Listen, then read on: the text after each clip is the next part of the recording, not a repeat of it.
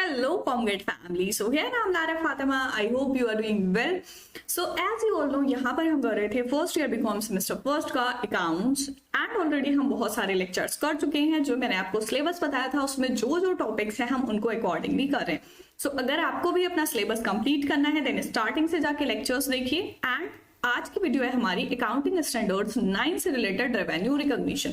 So first video हमारी accounting standard की थी जिसमें मैंने आपको बताया था कि फर्स्ट ईयर में जो सेमेस्टर फर्स्ट है उसमें आपको कौन कौन से स्टैंडर्ड डिटेल में पढ़ने हैं, ठीक है। सो यहाँ पर अकाउंटिंग स्टैंडर्ड 9 हमको पढ़ना है जिसमें रेवेन्यू रिकॉग्निशन।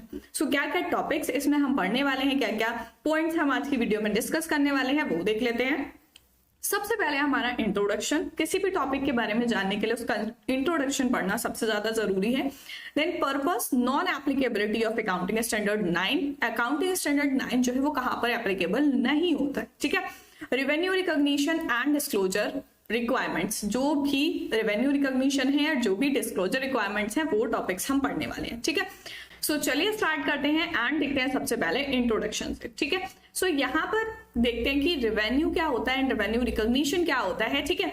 सो रेवेन्यू क्या है, बेसिकली सबसे पहले आपको ये जानना जरूरी है, ठीक है। Revenue is the gross inflow of cash, receivables और other consideration arising in the course of ordinary activities of an enterprise from sale of goods, from rendering of services and from use of by other enterprise resources yielding interest, royalties and dividend।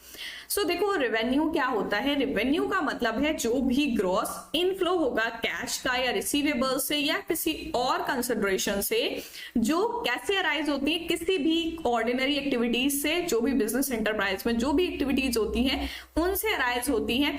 अब arise कहाँ से होती है, या तो cell of good से या फिर सर्विसेज को रेंडर करने से या फिर किसी दूसरी फर्म के जो भी रिसोर्सेज होते हैं उनको यूज करने से। किसी दूसरे फर्म के या किसी दूसरे के जो रिसोर्सेज होते हैं उसको हम यूज करते हैं, सो उसको क्या बोलते हैं, जो रॉयल्टीज होती हैं, ठीक है। एंड जो भी रिसोर्सेज यूज कर रहे हैं उस पर एक इंटरेस्ट पे करना पड़ता है, डिविडेंड पे करना पड़ता है, ठीक है।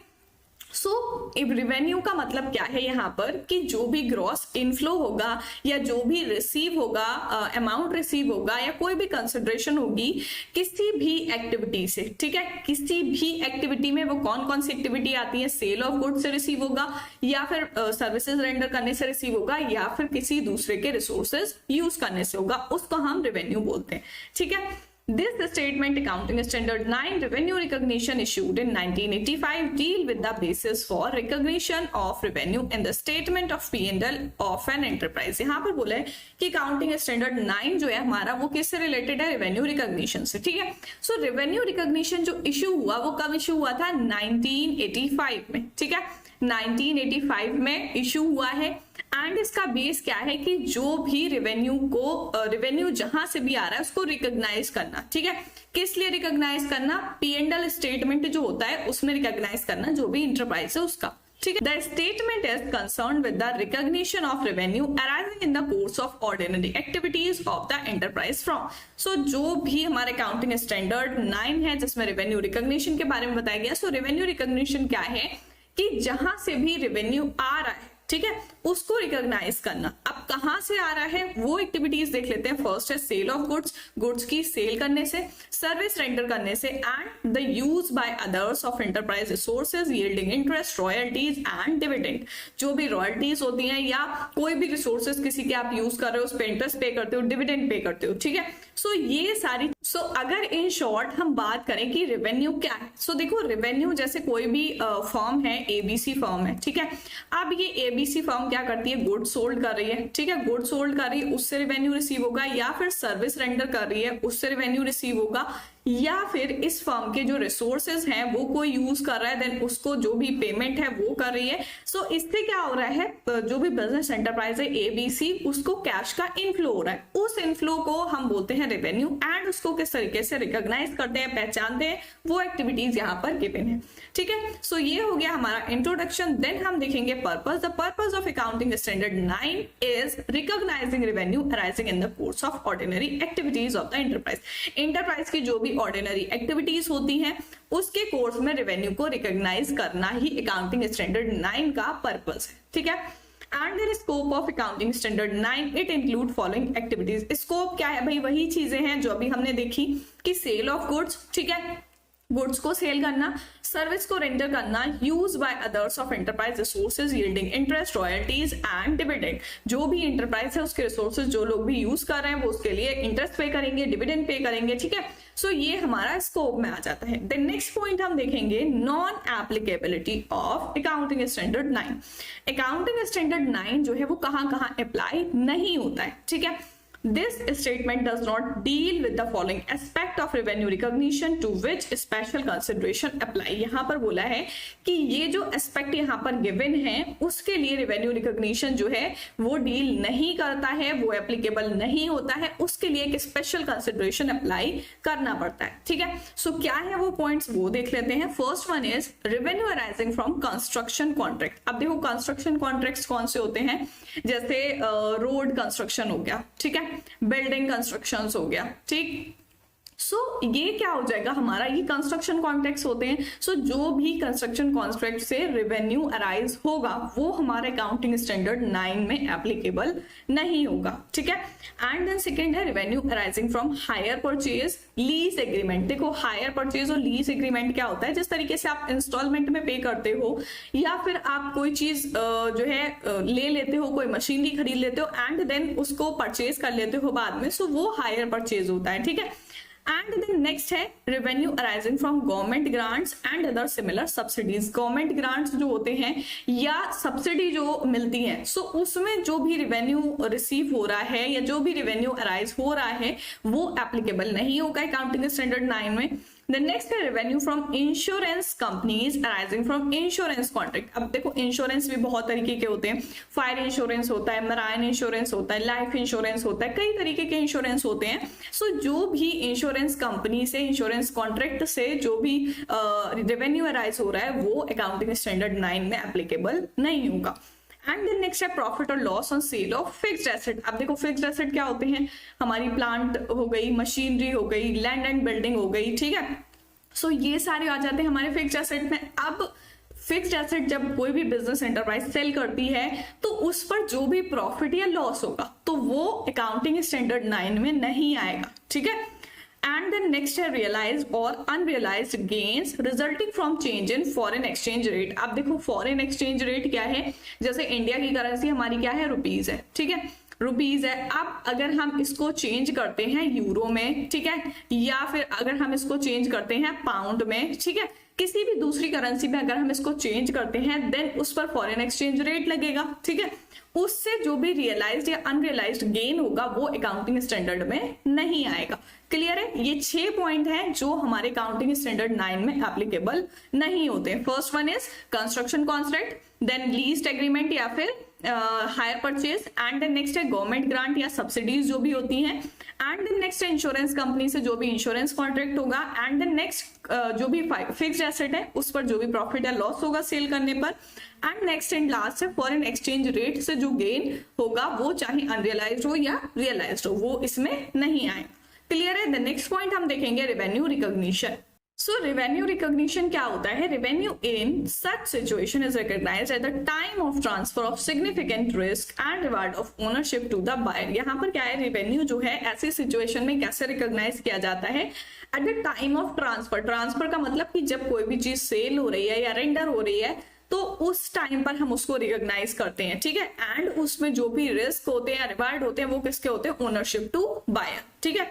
अब देखो फर्स्ट पॉइंट हमारा क्या था कि जो भी गुड्स हैं वो सेल हो रहे हैं उसको रिकॉग्नाइज करेंगे, ठीक है, at the time of sale. क्या होगा, the property is goods in transfer for price. जो भी प्रॉपर्टी है गुड्स में वो क्या होगी, ट्रांसफर हो जाएगी जो भी प्राइस दिया गया है। जैसे मान लो यहाँ पर एक मिस्टर ए है, ठीक है, एंड वो अपने गुड्स ट्रांसफर करते हैं बी को, सो बी क्या करेगा, इसको पेमेंट कर देगा एंड ए के जो गुड्स हैं वो ट्रांसफर हो जाएंगे बी को, ठीक है। सो यहाँ पर जो अमाउंट होगा उसको हम प्राइस बोलेंगे। एंड देन नेक्स्ट है all significant risk and reward have been transfer and no effective control is retain. अब देखो ए ने क्या करा, अपनी जो भी चीज थी, जो भी गुड्स था, सामान था, वो बी को बेच दिया। अब अगर उस पर कोई भी रिस्क होता है या कोई भी रिवार्ड मिलता है तो वो किसको ट्रांसफर होगा, जो अब उसका ओनर है, ठीक है। एंड देन नेक्स्ट है no significant uncertainty exist regarding the amount of consideration. Amount of consideration मतलब ये कि जितने में उसने खरीदा है वो गुड, ठीक है। सो यहाँ पर कोई भी अनसर्टेनिटी एग्जिस्ट नहीं करती है उस अमाउंट को लेकर, ठीक है। एंड नेक्स्ट है it is reasonable to expect ultimate collection of consideration. ये रीजनेबल है एक्सपेक्ट करना कि जो भी अल्टीमेट कलेक्शन होगा कंसिडरेशन का वो रेवेन्यू हो जाएगा, ठीक है। एंड देन नेक्स्ट है रेंडरिंग ऑफ सर्विसेज। सो देखो सर्विसेज में कैसे होता है, revenue from service transaction is usually recognized as the service is perform. जब सर्विस परफॉर्म होगी तभी तो बोला जाएगा कि जो ट्रांजेक्शन है वो ही है। And either by the proportionate completion method और by the completed service contract method. अब देखो मेथड आप कोई सा भी यूज करो, सर्विस रेंडर होना चाहिए, ठीक है। सो ये मैटर नहीं करता है कि कौन सा मेथड यूज हुआ है, चाहे आप प्रोपोर्शनेट मेथड या करो चाहे कंप्लीटेड मेथड करो, ठीक है। The next is service is recognized when। अब सर्विस कब रिकॉग्नाइज की जाएगी, ईदर ऑन कंप्लीटेड सर्विस और प्रोपोर्शनेट कंप्लीटेड मेथड। दोनों में से आप कोई भी मेथड यूज करो बट सर्विस जो है वो कंप्लीट होनी चाहिए। No significant uncertainty exist regarding amount of consideration. मतलब जो कंसिडरेशन का अमाउंट है उसको लेकर कोई भी अनसर्टेनिटी एग्जिस्ट नहीं होनी चाहिए, ठीक है। जैसे सर्विस रेंडर हुई तो उसके बदले जो भी अमाउंट रिसीव होगा वो रिसीव होना चाहिए, तभी तो रेवेन्यू होगा, ठीक है। एंड नेक्स्ट है it is reasonable to expect ultimate collection of consideration. भाई जाहिर सी बात है कि अगर आप किसी को भी गुड सेल करोगे या सर्विस रेंडर करोगे उसके बदले एक कंसिडरेशन मिलता है, जिस अमाउंट को हम बोलते हैं परचेज कंसिडरेशन। जिसने भी वो खरीदा है तो वो खरीदने के बदले कोई ना कोई अमाउंट तो पे करेगा। सो वही रेवेन्यू होता है बिजनेस फर्म का, ठीक है।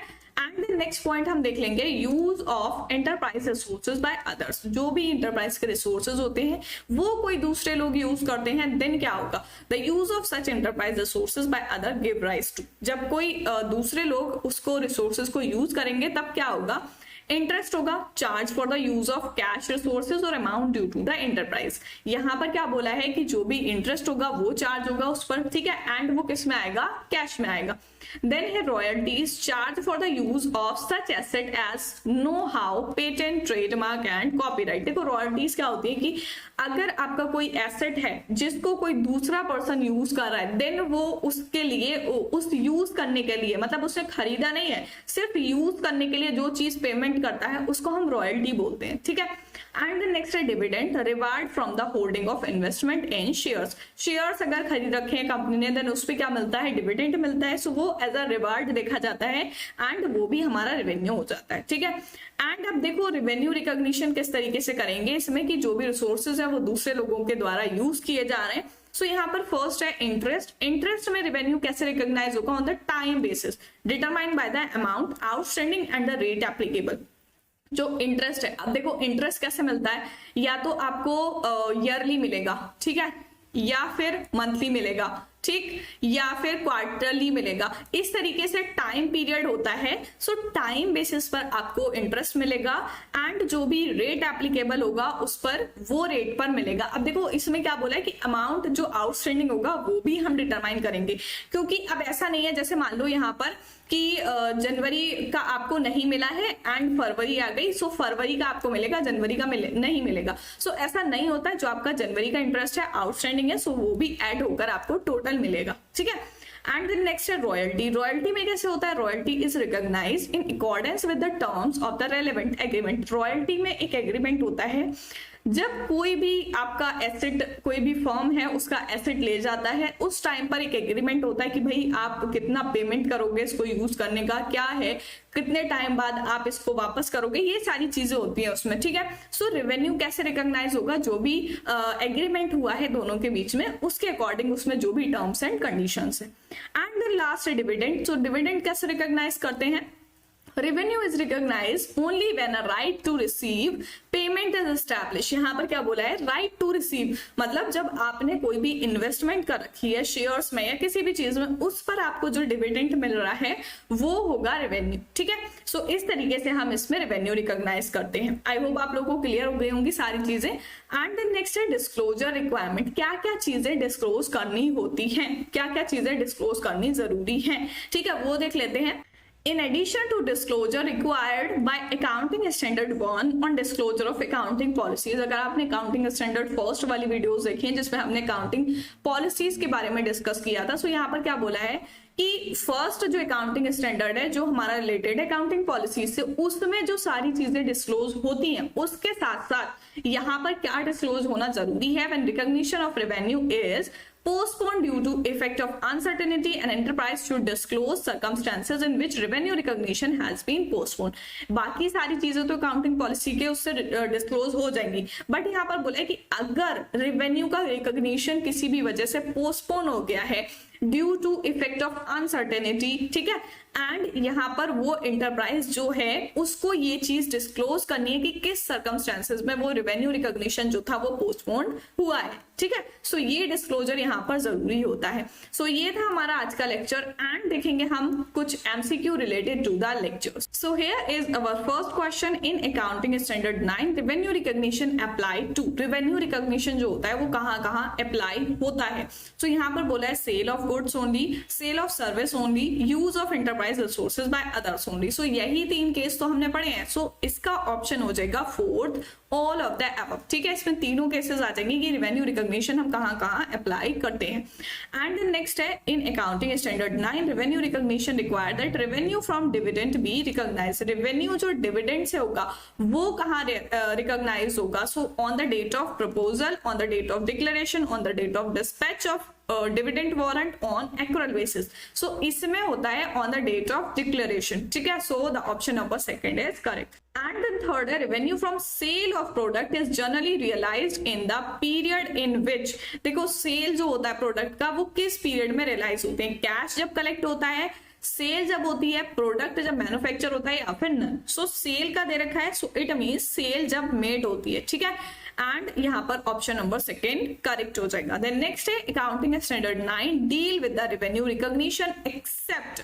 अब देखो रेवेन्यू रिकॉग्निशन अकाउंटिंग स्टैंडर्ड 9 जो है, जो हमने पढ़ा कि कहां पर अप्लाई नहीं होता है। सो यहाँ पर बोला है कि अकाउंटिंग स्टैंडर्ड 9 जो है वो डील करता है रेवेन्यू रिकॉग्निशन में एक्सेप्ट किसको छोड़कर। सो यहाँ पर revenue arising from construction contracts, revenue arising from hire purchase lease agreement, both first and second and none. So देखो जो हमने नॉन एप्लीकेबिलिटी देखी थी अकाउंटिंग स्टैंडर्ड 9 की, सो उसमें आपको ये दोनों पॉइंट देखने को मिलते हैं, कंस्ट्रक्शन कॉन्ट्रैक्ट्स और हायर परचेज या फिर lease agreement. So it means option number third will be correct. First and second इसमें दोनों पॉइंट्स आ जाएंगे, ठीक है।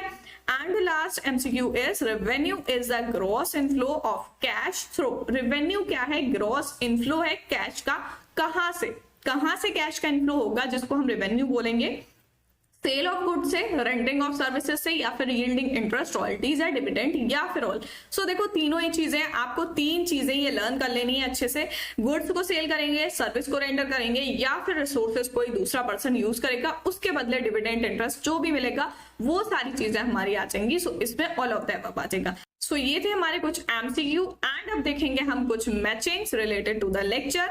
सो देखो अगर आप मैचिंग्स और फिलअप्स, एमसीक्यू ये अगर खुद से भी करते हो, ठीक है, तो आपको बहुत ज्यादा इसका बेनिफिट मिलने वाला है। यहाँ पर जो भी आप पॉइंट करोगे वो सारी चीजें क्लियर हो जानी है आपकी। देन यहाँ पर आपको दे रखा है फर्स्ट वाला है accounting standard first. Accounting standard first जो होता है वो हमारा किससे रिलेटेड होता है? सो अगर आपने अकाउंटिंग स्टैंडर्ड फर्स्ट पढ़ा है देन फर्स्ट होता है हमारा अकाउंटिंग पॉलिसीज का। सो इट मींस सेकंड आ जाएगा हमारे accounting policies. And then accounting standard 9 जो कि हम अभी पढ़ रहे थे वो कौन सा था? अगर आपको याद हो तो यहाँ पर क्या था हमारा? रेवेन्यू रिकॉग्निशन, ठीक है। सो यहाँ पर सेकंड आ जाएगा revenue recognition. Then accounting standard 10th कौन सा है हमारा? अकाउंटिंग स्टैंडर्ड 10th था, ये था हमारा फिक्स्ड एसेट्स का, ठीक है, फिक्स्ड एसेट। सो इसमें आ जाएगा हमारा फिक्स्ड एसेट। इसके लिए आपको क्या करना है, जो हमारी अकाउंटिंग स्टैंडर्ड की वीडियो थी, जो अकाउंटिंग स्टैंडर्ड वाला लेक्चर है उसको आप जाके अटेंड कीजिए, उसमें आपको सारे स्टैंडर्ड्स की लिस्ट मिल जाएगी। उसको आप लोग एक बार देख लीजिए कि कौन सा स्टैंडर्ड हमारा किससे रिलेटेड है। And then next accounting standard 2। Accounting standard 2 जो होता है वो होता है हमारा इन्वेंट्री वैल्यूएशन से रिलेटेड। सो यहाँ पर आ जाएगा हमारा inventory valuation. And then next है cost of purchase include. Cost of purchase जो होती है वो उसमें क्या इंक्लूड होता है, नॉन रिफंडेबल टैक्सेस, ठीक है, नॉन रिफंडेबल टैक्सेस। एंड यह है completed contract method. Completed contract method जो होता है उसका क्या होगा यहाँ पर, सो इसका आ जाएगा differs recognition until project is complete. So ये हो जाएगा हमारा 6। एंड देन है परसेंटेज ऑफ कंप्लीशन मेथड। ये दो मेथड हम यूज करते हैं, सो ये दोनों मेथड यहाँ पर गिवन है। फर्स्ट वाला हो गया एंड देन सेकंड है परसेंटेज, सो इसका हो जाएगा recognition proportion to work completed, ठीक है। सो इसका हो जाएगा हमारा 7th। एंड देन नेक्स्ट है कंसाइनमेंट सेल। कंसाइनमेंट सेल क्या होता है, कंसाइनमेंट सेल होता है जब हम किसी दूसरे पर्सन को, किसी एजेंट को सेल करने के लिए देते हैं। Risk and reward of ownership written by seller, but उसके जो भी रिस्क और रिवार्ड होते हैं वो ओनर के पास ही रहते हैं। सो इसका आ जाएगा 8th, ठीक है। आई होप आप लोगों को समझ आ गए होंगे अच्छे से। एंड आज की वीडियो थी हमारी रेवेन्यू रिकॉग्निशन से रिलेटेड। सबसे पहले देखा हमने इंट्रोडक्शन, पर्पस क्या होता है, नॉन एप्लीकेबिलिटी कहाँ कहाँ होती है, और रेवेन्यू रिकॉग्निशन किस तरीके से करते हैं तीनों केसेस में, डिस्क्लोजर रिक्वायरमेंट क्या होता है, and some MCQs and here is matching questions. So ये था हमारा आज का लेक्चर। आई होप आप लोग को अच्छे से समझ आया होगा। नेक्स्ट वीडियो में करेंगे हम नेक्स्ट टॉपिक। सो मिलते हैं नेक्स्ट वीडियो में, तब तक के लिए गुड बाय।